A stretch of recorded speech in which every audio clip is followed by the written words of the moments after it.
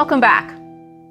So far in this course, we have mostly been talking about the Celts on the European continent and the island of Britain. But in this lecture, we'll focus on Ireland. And Ireland will, of course, play a very important role in the course from this point on. There's a lot to say about the early history of Ireland, but in this lecture, I'm going to focus on a single question. How did Ireland wind up as a Celtic-speaking country? It clearly was by the time it enters the historical record. I'm going to answer the question in three ways that correspond to three different moments in time. First, we'll look at what the early Irish themselves thought they knew about their own prehistoric past. How did they become the Irish? We'll see their very intriguing and complicated national traditions on display. Second, we'll examine what modern scholars have made of these traditions. How have they thought about the question of the peopling of Ireland? And finally, we'll briefly look at some recent changes in how scholars understand early Irish history. We'll see that the answers to these questions differ substantially. Our picture of how Ireland became Celtic is quite different from what earlier generations of scholars believed. Some of these changes in our understanding of Celtic Ireland come from sources we're very familiar with by now: archaeological evidence and DNA analysis. But a lot of the changes in our views of Irish history have to do with changing interpretations of a very important text about early Ireland called the Book of Invasions. It's the origin story of the Irish people, and I'll spend most of the lecture today describing it and talking about how scholars have interpreted it. Before I start digging into the Book of Invasions, though, I want to make two important points about Ireland. The first point is this. In contrast to Britain and the continent, Ireland was never conquered by the Romans. In all the other areas where people spoke Celtic languages, except for the far north of Britain, the Celtic experience was dramatically shaped by the encounter with the Roman Empire. In some areas, such as Switzerland, the Romans almost entirely wiped out any trace of the language and culture of the Celtic speakers. In other places, like Britain, Celtic speech survived, even if it was under pressure from Latin. But Ireland was different. It never experienced Roman rule. In a famous incident, the great Roman general Agricola, whom we have met before when he was suppressing British rebels in the period after the Great Revolt of Boudica in the 60s AD, looked across the Irish Sea at Ireland and said, effectively, we could take it if we wanted to. But they never did. And that meant that Ireland went through a lot of crucial developments without the direct influence of Rome. There were no Roman ruins in Ireland, no Roman road system. The Irish developed pretty much as they wanted to, without the experience of cultural imperialism that inevitably followed in the wake of the Roman legions. The second preliminary point I want to make about Ireland follows from the first. Because Ireland was not conquered by Rome, Irish society was not literate until the conversion to Christianity, which got started in the late 4th century, but it didn't take hold enough to produce lots of written texts until several centuries later. So it's one thing to say that the Irish kept their own traditions while the rest of the Celtic world was succumbing to Roman domination. It's another thing entirely to know exactly what those traditions were. So how do we know anything about pre-Christian Ireland? Mostly we have to rely on texts written down after the conversion to Christianity.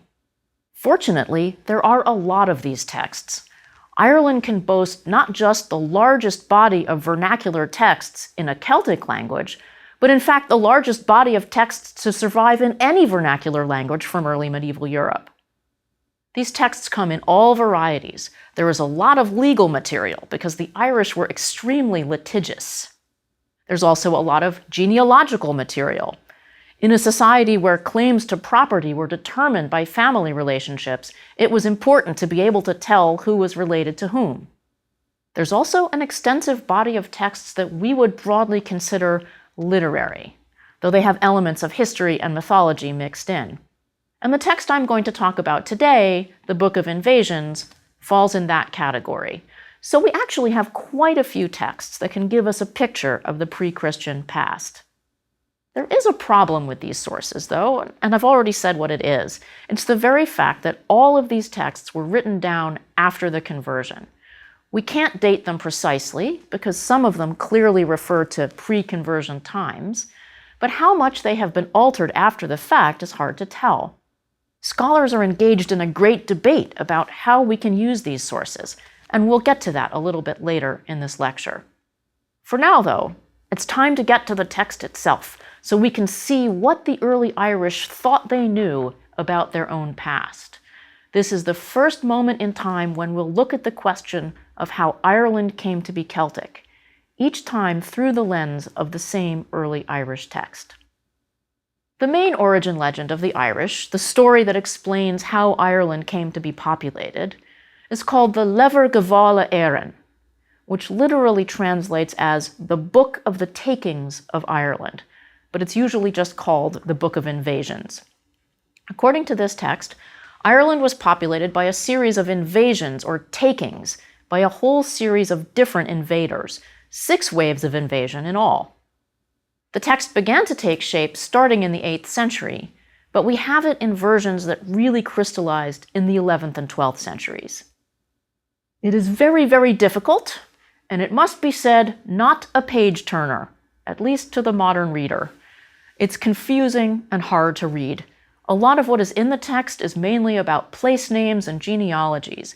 How did this lake or that plain get its name? Who is descended from whom? All fascinating to the original audience. But however much the medieval Irish loved it, it's pretty tough sledding to us.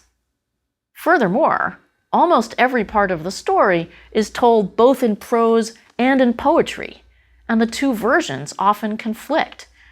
It looks very much as if someone started out with a prose version and a poetry version and spliced them together without going back to get rid of the inconsistencies. So now that I've really whetted your appetite, here's how it goes, in what I can assure you is a simplified version. Ireland was uninhabited until 40 days before the Great Flood, when Kesser, the daughter of Bith, son of Noah, appeared on the island with 50 maidens and 3 men, seeking refuge from the coming flood. But to no avail, because 40 days later they were all swept away by the rising waters, and Ireland was uninhabited again for the next 300 years. Of course, it's unclear how we know all this, but some versions of the story say that one of the 3 men was a poet named Fintan, who somehow survived the flood and passed on the tale. The details of how this happened are a little vague. So anyway, the next peoples to inhabit Ireland were a series of groups all descended from a different son of Noah named Japhet. The first were the followers of a guy called Partholón, a 7th-generation descendant of Japhet, who arrived in Ireland on a Tuesday, we learn, which happened to be the 14th of the month. And I love the fact that the text provides that detail. But the Partholonians, as they were called, did not enjoy their prize unmolested for long, for soon thereafter a group of one-armed, one-legged giant pirates appeared, called the Fomorians, and a battle ensued. The first battle ever fought in Ireland was won by the Partholonians against the giants. Things didn't go well for the victors, though, since a plague soon came and killed them all, except for one who survived to tell the tale in the time of St. Columba in the 6th century. And I think you can tell here that the compiler of the text is struggling hard with the question of plausibility. You're probably starting to wonder if we're ever going to people this island at all. But the uninhabited phases are getting shorter. This time, just 30 years later, another group shows up. These are the followers of Nemed, a 10th-generation descendant of Japhet, who came to Ireland by ship from the Caspian Sea, which was a pretty impressive feat of navigation under pre-modern conditions. The Nemedians still had to deal with some renewed attacks from the Fomorians, and after Nemed himself died of the plague, the Nemedians were cruelly oppressed by the Fomorian giants, who were somehow still around. The Numidians had to hand over 2/3 of their wheat and their milk, and even their offspring, to the giants. Finally, the Numidians had had enough, and they rebelled under the leadership of 3 chieftains. There was an enormous battle, which led to yet another island-clearing cataclysm. The sea swallowed everyone up except for one Fomorian ship. Presumably this allows for a potential sequel where we can bring the giants back into the story. And one Numidian ship with 30 warriors on board. These 30 warriors soon split into 3 groups. One group goes to the northern islands, and we will hear more about them in a moment. One group goes to Britain, which conveniently makes the Irish the ancestors of the British. Ponder that for a moment. And the third group goes to, wait for it, Greece. We are now up to our 4th invasion, which is actually a sort of homecoming. For the descendants of the group of Numidians that had gone to Greece show up again 230 years later. They had not had a good time in Greece. They were oppressed there too, just as they had been in Ireland under the Fomorians. The Greeks made them carry soil in bags from the tops of mountains down to make level the plains below. Because of the bags they had to use in their work, they were called the Firbolg, which literally means bagmen in Irish. So when the Firbolg got tired of carrying bags of dirt, they decided to flee. So they used the bags, which were probably made of skins of some kind, to make boats and sailed off to find their ancestral homeland. So back they sailed from Greece across the Mediterranean to Ireland. But once again, they did not enjoy possession of Ireland for long. Here comes invasion number 5. Remember, when the Numidians left Ireland, some of them went to Greece and some went to the northern islands. The ones who went to the northern islands apparently spent their time learning magic and knowledge and sorcery and cunning. They too decided to come back to their ancestral homeland, so they invaded Ireland in a supernatural cloud of darkness, challenged the Firbolg to battle, and defeated them. And these newcomers were called the Tuatha De Danann, the peoples of the goddess Danu. The Tuatha De Danann were an impressive lot. Both men and women practiced various crafts, and some clearly had the aspects of gods, such as Agma, the patron of learning and writing. Agma is actually depicted on the door of the Adams Building at the Library of Congress in Washington, D.C. And he earns his place there because he was the legendary inventor of the Irish system of writing known as Agam, which was supposedly named after him. And it's interesting that Agma is seen opposite the Cherokee chief Sequoyah, who actually did invent an alphabet for the Cherokee language. There is also Nuadu Arigitlav, Nuadu of the Silver Hand, who lost an arm in the battle with the Firbolg. The healer Dian Kecht made him a replacement arm of silver, with joints that really worked, very much like Luke Skywalker after his fight with Darth Vader. So Ireland is now being ruled by a magical people with all sorts of supernatural powers. But not for long. Get ready for the 6th and final invasion. It turns out that there were other people around who were wandering the world looking for a permanent home. This time, descendants of Japhet in the 4th generation. That is to say, they are more closely related to Noah than the Partholonians or the Numidians. Now I have to warn you, this is where it gets even weirder. This new group of Japhet's descendants had ended up in the Middle East, where their progenitor Nail was born at the Tower of Babel. He was then sent for by Pharaoh and married Pharaoh's daughter Scotta. And this is supposedly why the Irish are called Scots. Nail and Scotta had a son named Goidel Glass, who was a very talented linguist. He took the 72 languages from the Tower of Babel, combined them all together, and made a new language called Gaelic, or Irish. And believe me, Irish looks like it could have been made from 72 languages. But in the context of the story, this is supposed to be a compliment. Things were about to get politically difficult in Egypt, though, because Pharaoh ran afoul of a guy named Moses. So after Pharaoh died in the Red Sea, the Gaels, as they became known, went into exile and took to the sea. See the pattern?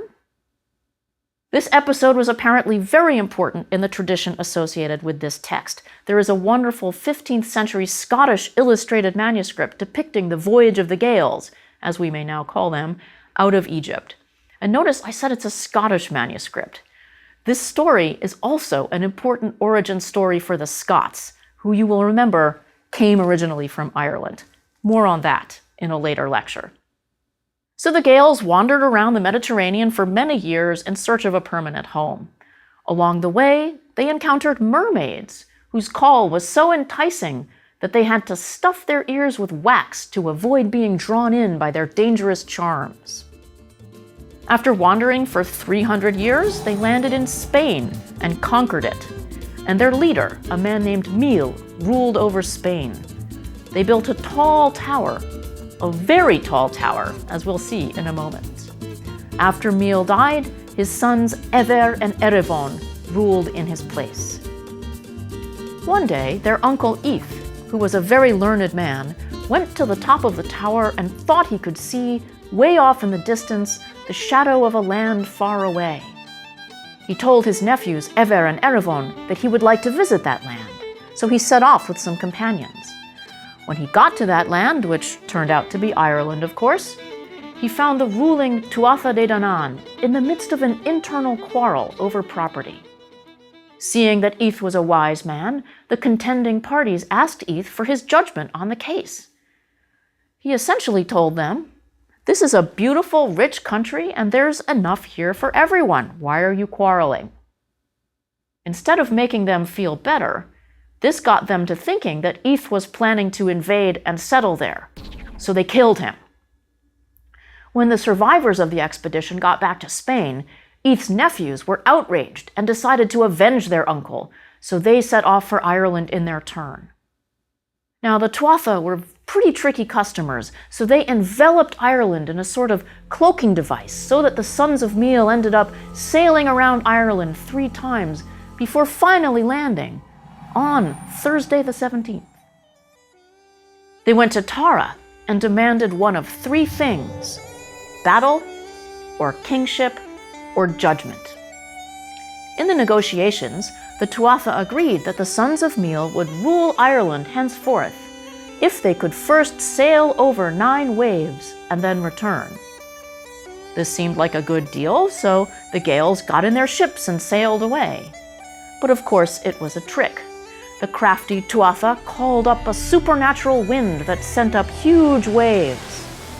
Luckily, Ever and Erevon had another brother named Averien, who was a bard, and he sang a song to the island of Ireland, asking that they be allowed to land, and the winds quieted. When the sons of Mil got to Ireland, they defeated the Tuatha in battle and they fled over the sea, though some versions of the story say that they were exiled below the ground, and thus this is the origin of the fairy mounds. The sons of Mil then divided Ireland into 2 halves. Erevon the elder got the northern half, and Ever got the south, and thus they are the ancestors of 2 major ruling dynasties of Ireland in north and south. Everyone in Ireland is thus a descendant either of the sons of Mil or of the people they conquered. And I'm happy to say that with the arrival of the sons of Mil, the Gaels, we've actually peopled Ireland at last. And this is what the Irish believed about how their island was peopled down through the Middle Ages and beyond. But starting as early as the 16th century, scholars in other countries, especially England, began to cast some doubt upon this story. We have arrived now at the second moment I want to talk about, the era of modern scholarship. Skeptical English scholars started to raise concerns about all of these giants and magic mists and so forth. It gradually dawned on most people, even the Irish themselves, that the stories in the Book of Invasions could not be literally true in every detail. But what if these stories preserved a kernel of truth? What if they at least represented actual traditions that had been handed down from the immemorial Celtic past? Here we come back to the debate I mentioned at the beginning about the way in which we use Irish sources written down after the Irish converted to Christianity. The older view of this question is that you could actually trust these sources very much. There's a very famous formulation by the great historian and linguist Kenneth Hurlstone Jackson, who wrote an article in 1964 that claimed that early Irish texts could be read as if they opened up a window on the Iron Age. Scholars like Jackson became known as the nativist school because they believed that what you see in early Irish texts is a fairly pure representation of authentic Irish tradition.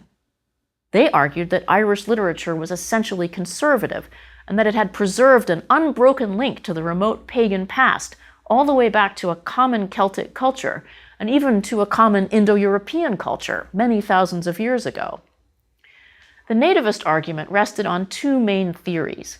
The first theory is that there did indeed exist, at one time, a common Indo-European culture that spread all over Europe with the spread of Indo-European languages, of which Celtic is, of course, a major subgroup, and then a common Celtic culture, of which the Irish language is a major constituent. The second theory is that such a culture could genuinely be preserved over very long periods by oral transmission. But the nativists needed a way to explain how such texts could really preserve material from thousands of years ago. The breakthrough came in the late 1950s and early 1960s from work done by Albert Lord and Dennis Page on the way oral traditions are preserved. Lord and Page argued from their studies of the Iliad and other Greek texts that oral tradition could preserve a record of archaic society and remain unchanged when it was finally written down. They thought the Iliad probably did represent a work first composed in the remote past and handed down orally for many centuries until it was finally committed to writing. Now, this theory gave a lot of hope to scholars of Ireland like Jackson, who really wanted to use these post-conversion sources to create a picture of early Irish society. Jackson claimed in 1964 that the Irish texts are very archaic in appearance, very circumstantial, and on the whole, very consistent, and that they belong to a period some centuries older than the time when they were first written down, belong, in fact, to a prehistoric Ireland. So here is the warrant for using early texts as a window on the Iron Age. But even if you accept that the texts do represent the survival of an ancient tradition, there's another big question you need to ask, namely, why Christian scholars in the period after the conversion would have taken the trouble to preserve all of this pagan material. I mean, magic mists? One-eyed giants? The fact that everything seems to come in multiples of 3 ships, 30 men, 300 years, etc., and I could go on. There has to be some explanation for recording all of this patently un-Christian behavior. The nativists came up with a theory that can never be proven completely from the evidence, but you can see what you think.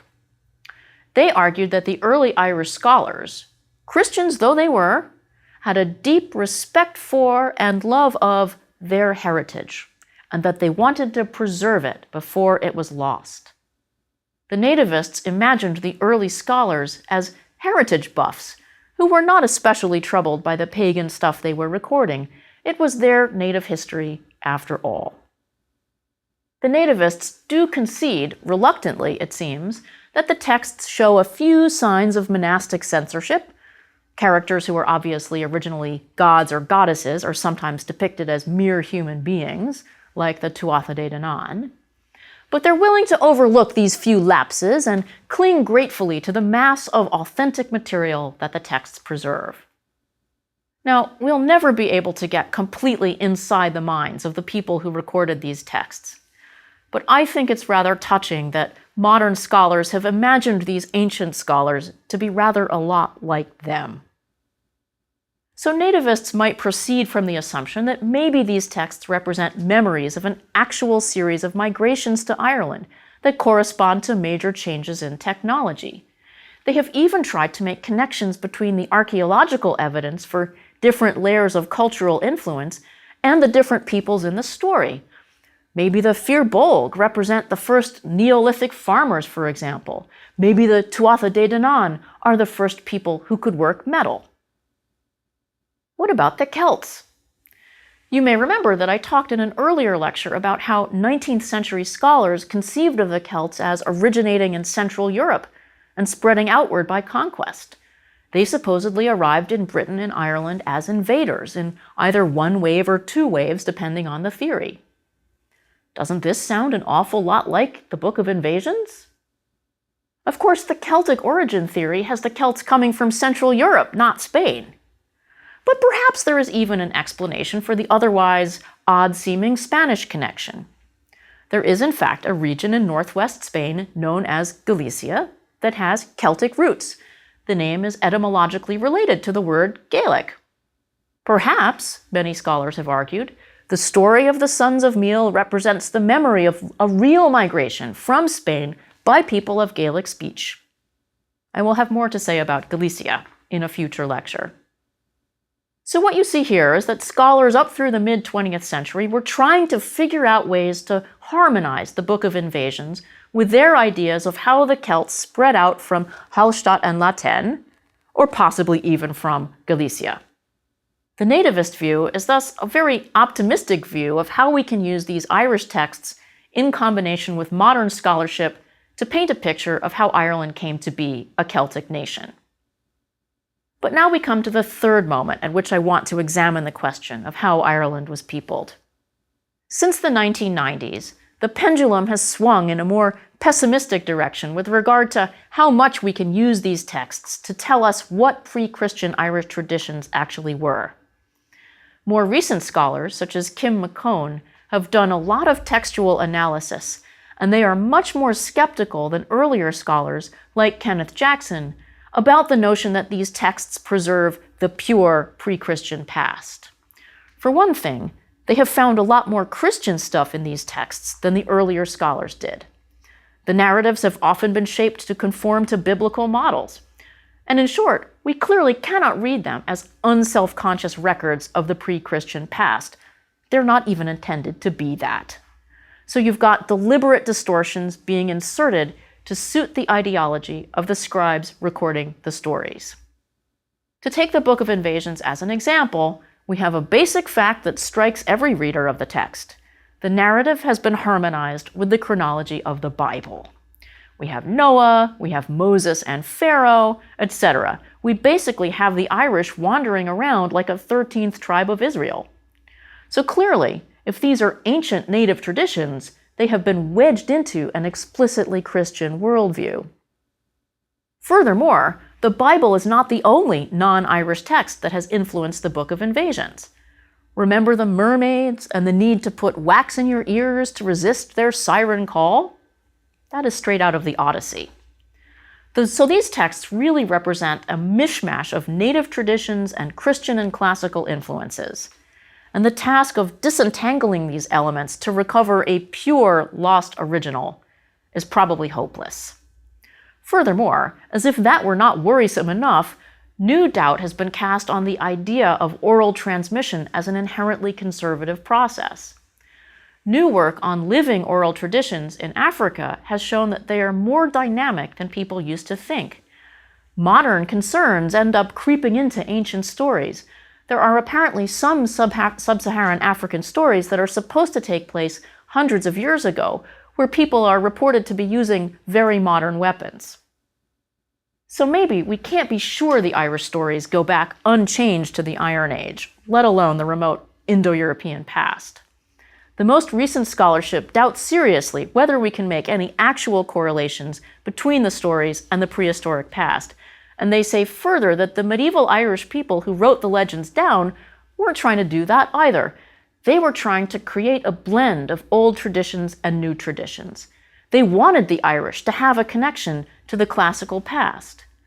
But this means that we don't really know what pre-Christian Irish people thought about their past, and we certainly can't use these stories as a guide to what really happened. Furthermore, we have the two kinds of non-written evidence I mentioned at the beginning, archaeological evidence and DNA analysis. and neither kind of evidence supports the idea of Ireland being peopled by a series of invasions. Archaeological evidence does not show signs of a large-scale movement of peoples into Ireland at the time of the supposed Celtic migrations in the 3rd century or so BC. But it's very interesting to see that while DNA evidence does not show strong correlations between the inhabitants of Ireland and the inhabitants of Central Europe, it does show links between the Irish and the inhabitants of the whole European Atlantic seaboard, including Spain. I'll say more about DNA evidence in a later lecture, but for now, I will leave you with the intriguing possibility that the authors of the Book of Invasions may have accidentally been right.